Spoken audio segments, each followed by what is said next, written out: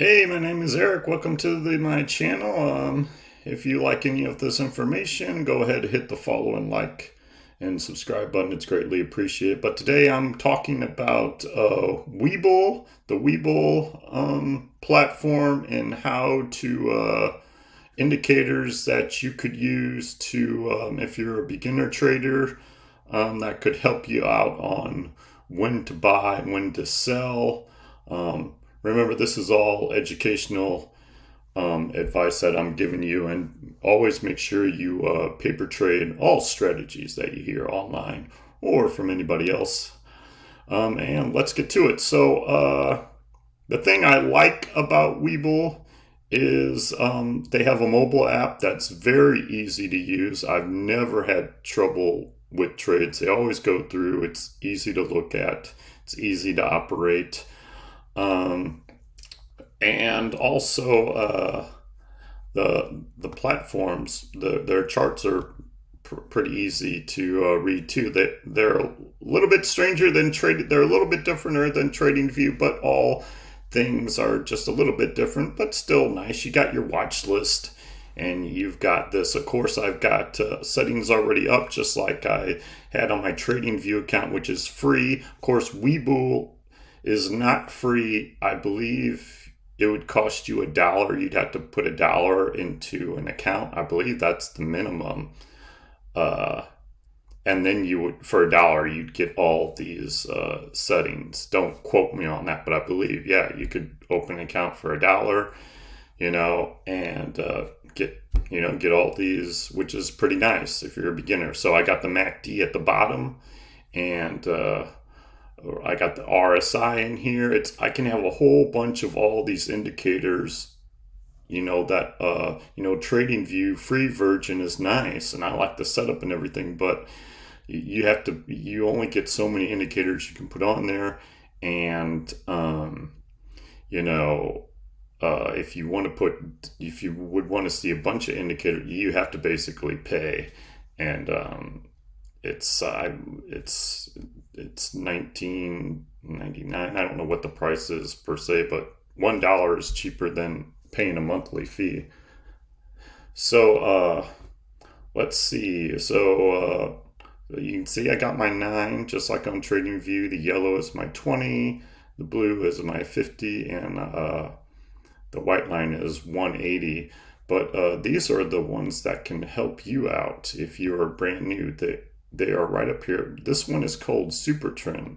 So you would come on here, and as you can see, it's pretty nice. I'll go buy. It's telling you to buy here. Green arrow. You buy. You put in your order.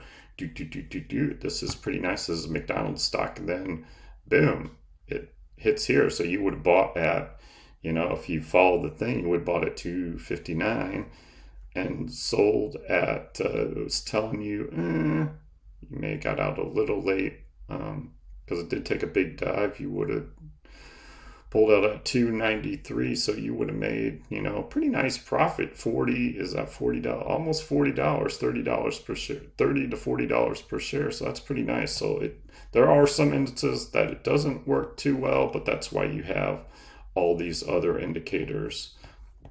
So that's a nice one. Of course, you would put in a stop loss, and that would maybe stop you from losing too much. There's also another one. I'll click off that one so it goes away, so there's not too many. There's also this TD sequential is what they call it, and it counts up 1, 2, 3, 4, 5. I hope you can see this 9. So the 9, if you are new and you see this 9, you'd sell, and then you'd wait, and essentially that's a 9. You'd wait till maybe this comes above the 9. You'd sell 9. 9 is basically sell, and you would wait for something down here. There's this green 9. This is how I use it. People use it differently. This green 9 says buy, and actually I bought this stock, McDonald's. I put in an order the other day. Right here I had a full candle above, and I'm hoping I get a nice swing